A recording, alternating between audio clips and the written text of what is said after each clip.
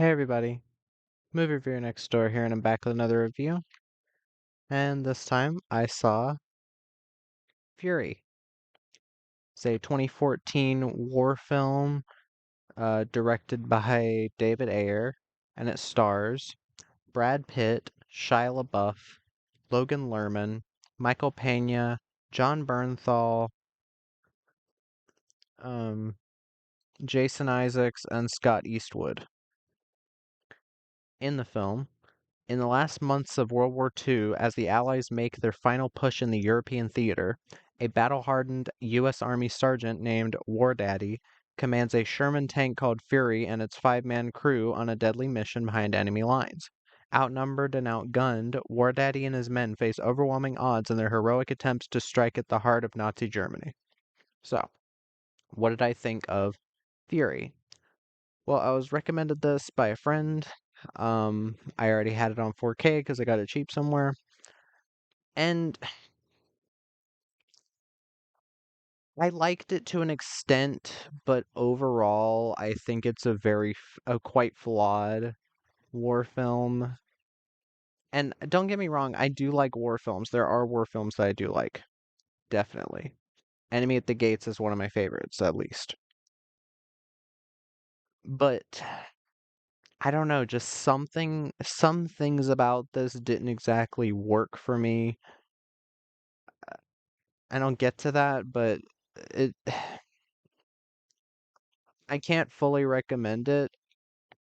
There are tons of people that love this movie. It has a 3.7 out of 5 on Letterboxd. I think it has a 7.7 on IMDb, something insane like that. I'm pretty sure this is David Ayer's highest rated film, even over End of Watch, which I liked End of Watch a lot more than this. But I don't think it's a bad film. Far from it. But I just think there's a lot of issues it has. Let me get to the cast.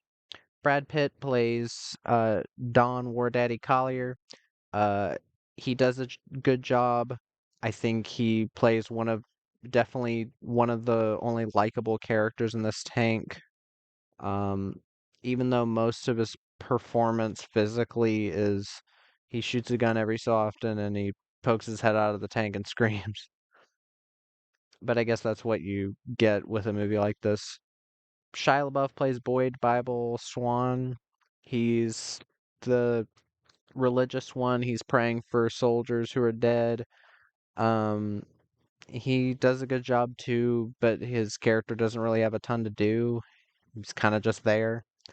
Logan Lerman plays Norman Ellison. He's a new guy. He knows how to type, and he's brought in as like a last minute replacement for their fallen comrade. Um, I like Logan Lerman in this quite a bit. I think his character is interesting. Um, I I I mostly know him for stuff like Percy Jackson. What else was he in? Oh yeah, he was in Gamer. I liked him in Gamer. I never saw Three Musketeers. Oh, he was in The Butterfly Effect. I completely forgot. Oh yeah, he was in Bullet Train, but he's barely in that. But yeah, I liked him in this. Michael Pena plays Trini Gordo Garcia. He's Michael Pena. He's not bad. The acting in this film is not the issue. But his character gets very annoying. He he's kind of just there to be the asshole. Like he has a small moments of being a normal human being, but he's mostly just kind of an asshole. John Bernthal plays Grady Coonass Travis. He's basically the hillbilly of the group. He talks about fucking. He's an asshole to everybody. I didn't like this character either. John Bernthal plays him well, I guess. Um, Jason Isaacs plays Captain Wagoner. He's fine. I like I like Jason Isaacs. And Scott Eastwood is basically a non-entity as Sergeant Miles. It's not even a spoiler. He dies really quick. That's what you expect. You see, oh, I recognize him. Dies. But yeah. Um Fury. So again, this is a very loved film apparently. If you love this film, cool. Uh I I could I can deal with it. That's what I'll say. I can deal with this film. It I Would I ever watch this again unless like a friend wanted to watch it? Probably not. But yeah, this is kind of a just whatever movie. It's very like it's one of those where I don't feel like it knows 100% what it wants to be. And given David Ayer as a director, uh, he's had so many issues with his films having to be re-edited or restructured, stuff like that. Sabotage with Arnold Schwarzenegger came out the same year as this, and this is definitely better than that. But that film was originally going to be 3 hours long, and it was going to be like a mystery thriller, and it was edited down by an hour and 10 minutes. So you have a very disjointed film with a bunch of unlikable characters, and it just doesn't work. And Suicide Squad as well, that came out in 2016, massively re-edited without his control. Apparently, it was originally going to be R, and there's like deleted scenes that he's uploaded that looked pretty interesting. I'd like to see what he would do if they ever let him do a director's cut, but whatever. But I like David Ayer as a director. I've seen Sabotage, even though I've seen Sabotage and I didn't like it, I liked The Beekeeper with Jason Statham, even though I had some issues with it. It was a little bit generic. End of Watch, I loved. I thought Jake Gyllenhaal and Michael Pena gave two fucking great performances in that. The different way of telling that story was very interesting to me. But with this film, um, one thing I think is a bit of an issue with this. You've got this tone. The tone of the film is like gritty, realistic war drama, but also action. And you can do that. And I think the action works for what it's going for. It's very dark, it's very dirty, it's very brutal. And that's one thing I can definitely give to the film. It is brutal shit that is both exciting and hard to watch at times. What I don't think really works with that is the score. Now, not that the score is badly done or badly composed, but the score doesn't exactly fit with the tone it's going for. The score by Stephen Price. I don't recognize this guy. Let me see if I can see what else he's done. But like it's a well done score, but the like hard guitars. Let me see. He did Baby Driver, Last Night in Soho, Suicide Squad, My Policeman, Beast, American Assassin. I remember the American Assassin score being all right, but Gravity, Attack the Block. But like, it's not that it's a bad score. It's not badly composed at all. Quite the opposite. But it doesn't fit with the tone this is going for, which is again very gritty, very dark. The film is very like um period specific when it comes to the weapons used, and apparently it is very realistic to that, which is cool.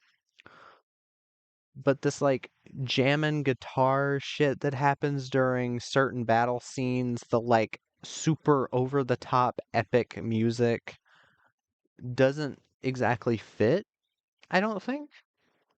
Again, everything I say is my opinion. Maybe some people disagree. That's fine. But it doesn't fit for me. It kind of feels like it's going for this like over the top. Like it feels like it's going for kind of the feel of Enemy at the Gates, where where Enemy at the Gates is a bit more of a like entertaining war movie rather than like deep, dark, depressing. It still has its moments, but it never got too like dark to the point where it's like a pain in the ass to watch. This film has that kind of like patriotic, like overblown soundtrack at times that really like took me out of it at times. It took me out of it. And I would say that's a bit of an issue for me. Another issue would be the characters. Now, Logan Lerman and Brad Pitt's characters, both I was with the entire time. Maybe I wasn't fully attached to them, but I did like them as characters because I bought into Logan Lerman's like I've never done this, I've never killed someone, and now I'm being forced to kill people, and Brad Pitt's grizzled like you can tell he's been through some shit character. I could not stand the other three characters. It's more so Michael Pena and John Bernthal's characters. Shia LaBeouf's character is just kind of there, and he gets second billing. I'm very confused by that because Logan Lerman's character does so much more than Shia LaBeouf's character, and I like Shia LaBeouf, but his character is mainly there to be the one that reads Bible verses and he prays for like certain soldiers. Like that's about all his character is. Like he's supposedly one of the nice ones, but there are a couple times where he's a complete asshole. And I don't know, I just didn't get attached to his character because it didn't feel like there was much there. Michael Pena's character is basically just every other Michael Pena character that you hate, where he's just annoying and the entire joke is that he's Hispanic, so he makes a lot of jokes about Hispanic stuff. Uh, just kind of annoying. John Bernthal's character is the worst, I think, because he's literally just like he's constantly like I get it. You want these characters to be like assholes to the new recruit because it's like, oh, you gotta toughen them up or whatever. But the way they go about it just doesn't really work, and it feels kind of childish, like them egging him on to have sex with this girl and then making fun of him when the girl ends up dead, or not making fun of him, but like telling him this is war, or not even allowing him to give her like a way to contact him after all of this shit's over. It just feels breezed over. It feels, especially that plot line with the girl where they spend so long with this girl in this one scene in this like house while they're like taking over towns and like until they can whittle down the rest of the German forces forces. And then all that just for spoilers, her to die. And I know that that's not really a big story spoiler because you can kind of see it coming. It happens in a lot of war movies. You have a character get attached to somebody and then they die, and it's pretty easy to see it coming. But I wish if they were going to do that, they would have left it for later. Like he finds her later at some point. It would have, I feel like it would have been a more dramatic thing, like they've been through all this shit, or you bring it up at a time where their guard is let down. It just kind of comes out of nowhere, and it kind of lessened the impact of that type of story beat, which I think could have been very effective. And that leads into another issue, the pacing. This is an hour and 35-minute movie, so 2 hours and 15 minutes. I know there are many war movies that are longer, but there are also many war movies that are shorter and more satisfying. This did not need to be this long. Your main story is very thin, where it's literally just, oh, go from one place to another, tank battle. This place to another, tank battle. There isn't a big story here, so the pacing should reflect that. At the most, this should have been an hour and 45 minutes, and I feel like it would have flowed a lot better. And one thing you can 100% edit down is the frickin' breakfast scene. I get it. You want that characterization. You want us to see this, like, newbie character pushed to his limits or whatever. But even the acting kind of falters in this scene, especially John Bernthal's acting, where he's just going way too over the top with his character. Like, I get the character's supposed to be over the top to an extent, but it's here to the point where it's like way too much. Like he literally like the he's mad at the girl for some reason because she won't have sex with him after having sex with Logan Lerman's character, and then he like licks her egg and puts it on her plate. And I'm like, this is just so unrealistic and annoying. And I know David Ayer makes unlikable characters all the time, but in End of Watch, it worked, and I still gave a shit about the characters because you gave us enough about their lives to understand why they're at this point, and you understood that they still had a goal. They still are good people. Even in Sabotage, which I did not care for most of the characters in that, Arnold Schwarzenegger's character 100% had a reason to be the way he did. He was. And it made sense. But here, you know next to nothing about the backstories of these characters other than what you learn in this like dinner scene. And I think that a bit more characterization, like cutting the scene out or cutting it down because you know exactly what's going to happen right after it and putting in more scenes of characterization or of learning about their backstories would have made me like them more. But like it just feels like an overlong exposition dump of exactly what happened. Because what does happen is you get an exposition dump of what happened in like of them like shooting horses or something like with their old crew, and it's just like overlong, and it doesn't really help the story that much. It feels very useless. Like information wise, it feels useless. You didn't need to know that. What I can say about this film, positive. The performances, for the most part, are of a very good quality, especially Brad Pitt and Logan Lerman. This was one of Logan Lerman's first like kind of adult roles, so definitely props to him. This was after Perks of Being a Wallflower, I think. Um, and yeah, this was when he was starting to be in more adult movies, which is cool. Um, you have very well done war action. The CGI never stood out to me. There's obviously CGI with a movie of this budget, but it works for the most part. There's some really intense moments. I liked the ending, even though it went on a bit too long. The film looks good. I think David Ayer's style works for this action, for the action especially.